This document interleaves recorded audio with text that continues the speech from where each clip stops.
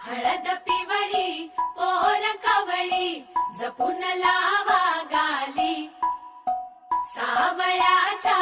चाहुलीन पार ढवळी झाली हे गजर झाला दारी साजनाची स्वारी आली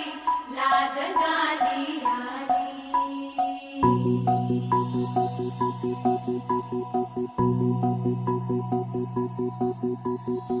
जपून होत ठेवला मन हे कधीच नाही झुरला उधळला गा समद बाई हातात नाही उरलं जीव जडला पर नाही नजरला कळलं किती